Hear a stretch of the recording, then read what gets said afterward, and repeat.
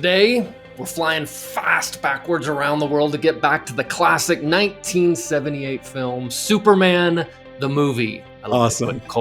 the movie, which tells the story of an extraordinary hero from another planet, Superman, who embodies truth, justice, and the American way. Yeah, of course. This was the first real run at a Hollywood comic book movie. It's a fun ride for families with, I would say, children aged about 10 and older, and it promotes values like sacrifice, integrity, moral fortitude.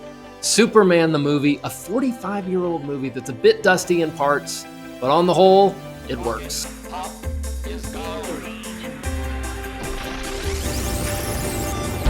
Welcome to RocketPop Reviews, giving Christian families a reliable source for reviews of movies, shows, books, and podcasts. Every 4 computers now have primary control of critical vehicle functions. We're serious about the fun of entertainment.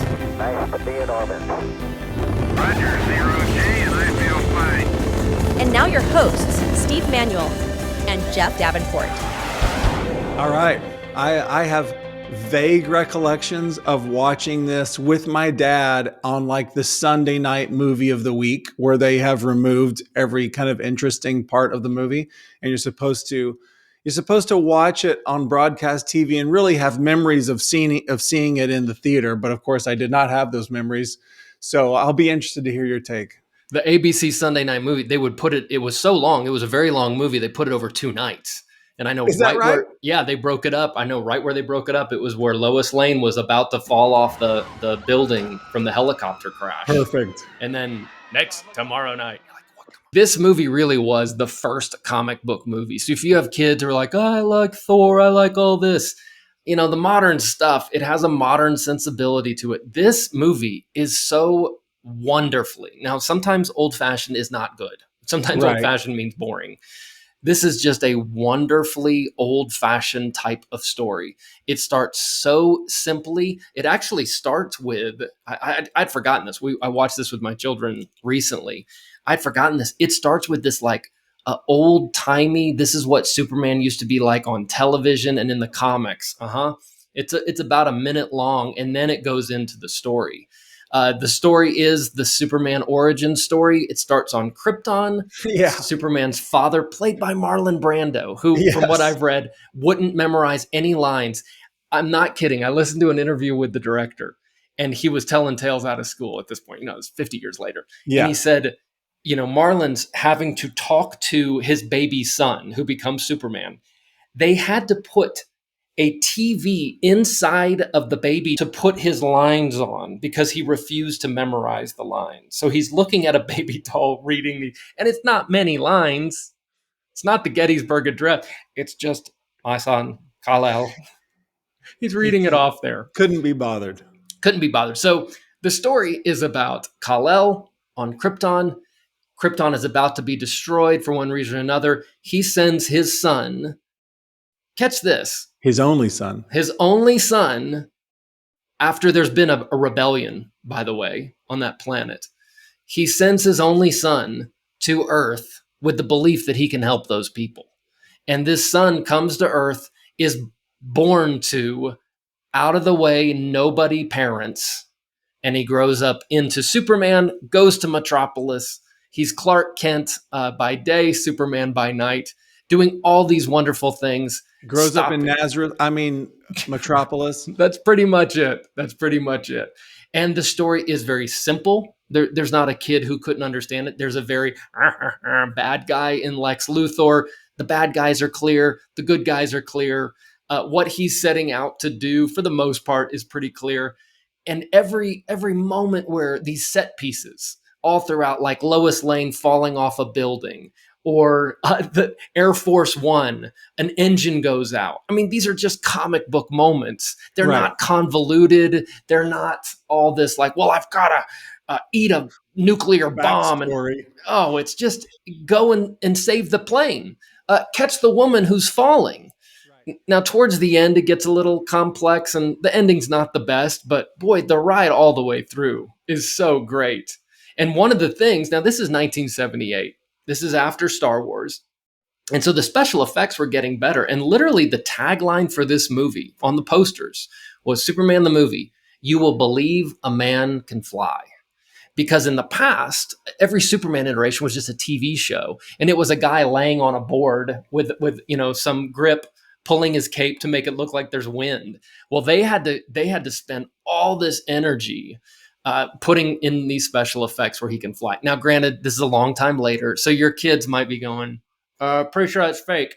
Yeah, pipe down, Jimmy. It's all okay. This was pretty good for the time. Right. My girls were able to at first be like, huh, they got past it because the story becomes really engaging.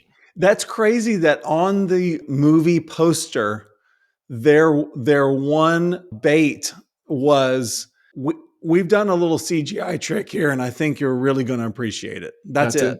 Yes, because everyone knew of the TV show, and Christopher Reeve, the star of the movie, was not a known name, so they couldn't promote it that way. Right. Marlon Brando, he's only in the movie for about 7 minutes. Yeah, he got paid a tremendous amount of money. Gene Hackman was a known name, but they were like, it's going to be about you believe this guy can fly, which that's crazy. Doesn't help us any today because we're like, it doesn't really look like it all that much. But Christopher Reeves is really, really good in this. There is a purity about it. I know it's cliche to say at this point, but here we are, how many years later? Every comic book movie is the dark edge, and we're gonna go down this. What about his troubled side? You know what Superman's troubled side is? His troubled side is, I can't do enough. I can't do enough good things. I'm trying to do all the good things. One of his values is, it's a great scene where he's getting to know Lois Lane, and he says something almost incredible, and she goes, "You got to be kidding me." And he goes, "I never lie, Lois." He's this paragon of morality. I love it. Oh, Jeff, you're hitting on one of my great bugbears in all of entertainment world. Every show, every movie, whatever, is that we have lost the virtuous hero where there's not an ulterior motive. He's not trying to make up for the death of his parents in the past or whatever. It's just, no, I'm committed to good. And so I'm just going to give myself to those ends. I haven't remembered that. But the fact that he would just say plain faced in a movie that's in movie theaters, "I never lie." That is like super hot to me. It's cool. It's a jarring moment. Even Lois is like, who is this guy? Yeah. The climax of the movie, Superman has to make a choice. And the choice is, basically, do I save all of California because it's about to be destroyed by this nuclear thing? Boy, that might be a really harder choice today. Well, I'd be like, this is a no-brainer. Yeah. Not California. Or save the woman he loves. Save Lois Lane, her car has fallen into this thing. There's two women who really like Superman, and I kind of like pulling this apart. Lois Lane is this, she's this tough reporter, and she's going to do it on her own, but she's very cynical. Yeah. But she finds in this guy something really appealing. I love that relationship. And then there's this odd relationship. Gene Hackman is Lex Luthor, and he's great. He's like chewing up every scene. Super hammy. Oh, he couldn't be more hammy. And then Ned Beatty plays his sidekick Otis, who's very funny. Otis is awesome. I'll just spoil one great moment. Lex Luthor's revealing his plans, and what he's going to do is Mr. Luthor. He's gonna destroy California. There's going to be new coastline, and there'll be new cities. And I wish I could remember the cities, but it's like Lexville and this, and then someone has scrawled onto the map with like his left hand, Otisburg. Costa del X, Lutherville, Marina del X, Otisburg. Where's this monster? She's got her own place, man. Otisburg? It's a little bitty place. Otisburg?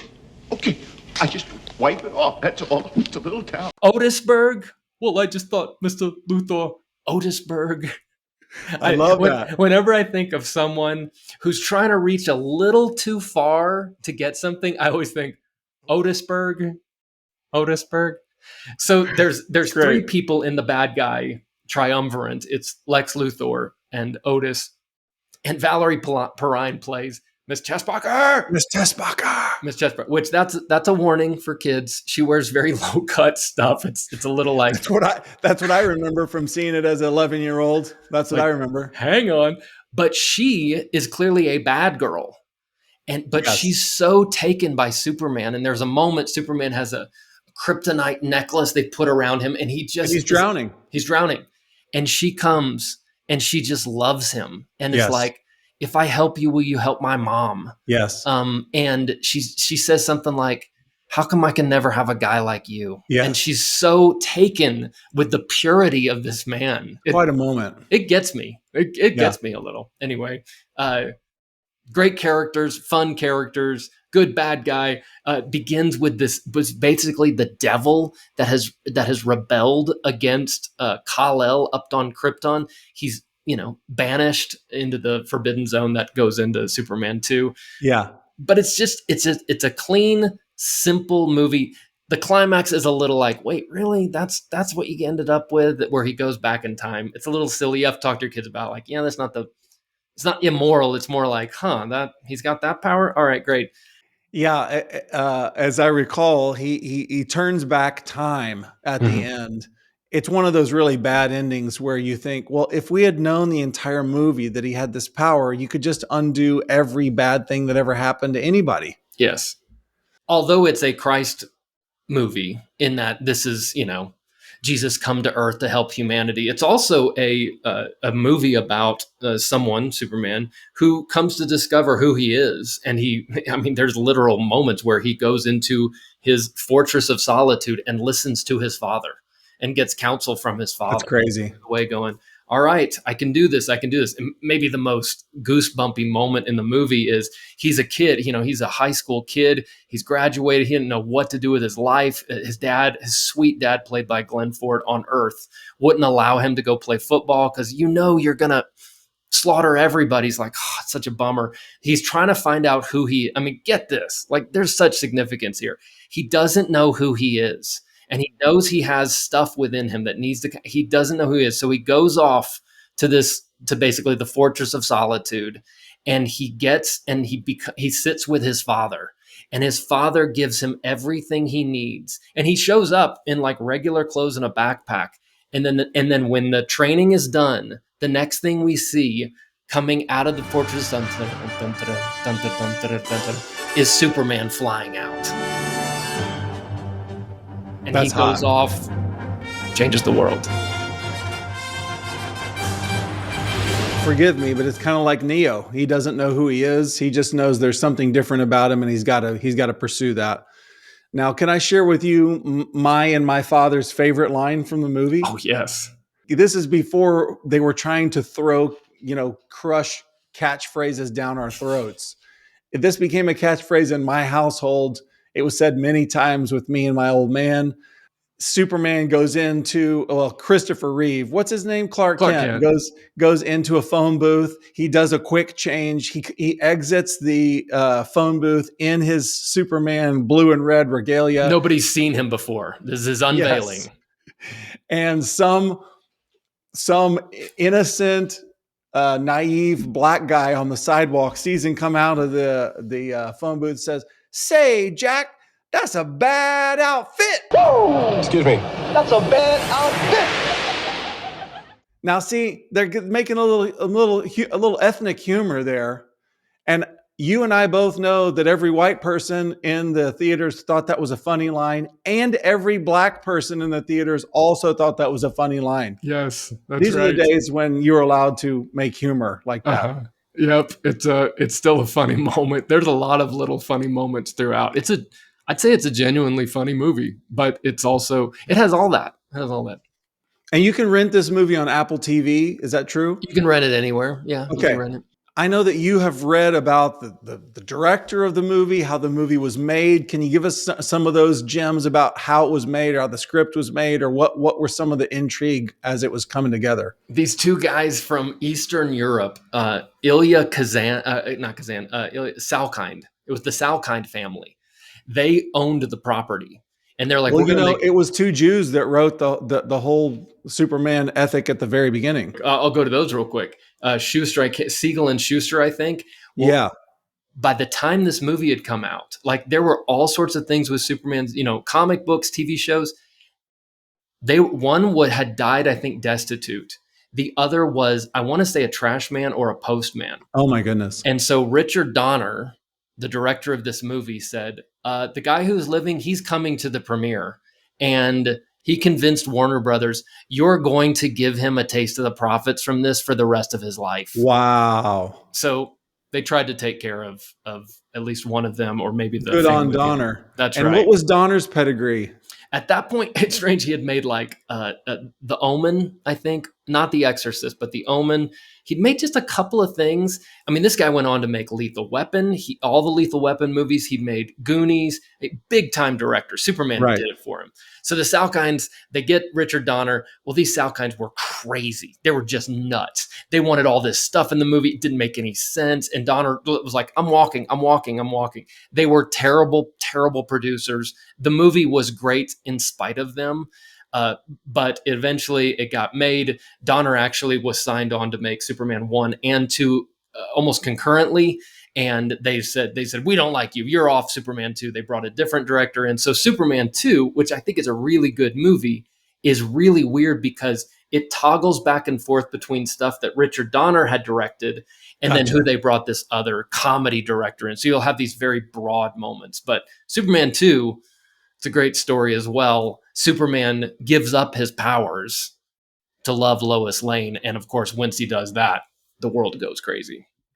He gives up his powers. Was it to get the guys out of that mirror that was floating through space? Well, the guys in the mirror, they end up coming to Earth. Now you got 3 bad super people. Well, you could tell us about Superman 2 on some other occasion. I know they're starting over on the Superman movies. This guy, James Gunn, is doing a new one that's coming again. And I will just say, I don't have much hope for that because the odds are very low. Superman works. Most people don't like the Superman thing because, well, that main character, he doesn't really change. He doesn't really grow. Yeah, he shouldn't. The characters around him grow because of him. And unless they go down that route, it's just going to feel like, great, it's another Dark Knight. Of course. There have been so many iterations. You're reminding me as you're talking about Smallville with John Schneider. Yeah, that's right.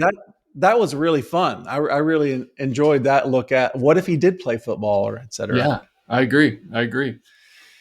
So that's Superman the movie. I love it wasn't called Superman. It was called Superman the movie because I think some people are like, but it's on TV every week with Jim. What was that guy's name? His name's like John Reeves. George Reeves. No. This is the movie, 1978. I know that's old, but sometimes you got to go back to the older stuff and you give your kids, again, I'm saying 10 years old. There's a few cusses along the way. It's really not bad. It's not violent or anything. You give your kids a little talk and go, hey, this is the talk I always give my kids because they watch more modern stuff. This is going to feel slower. It's going to feel a little old fashioned. The special effects aren't going to be great, but boy, it's a good story. Just watch for this and this. I love giving my kids a 1 to 2 minute primer before we watch any movie. It gives them a lens through which they can see things, and they're allowed to not like it by the end. That's totally fine. I just don't want them to not like it for the wrong reasons. And they might see some of the Tessbachers along the way. North, Miss Tessbacher, due north. 3, 2, 1, 0. Thanks for listening to RocketPop Reviews. Don't forget to like, subscribe, and share with your friends. See you next time for another family-friendly review.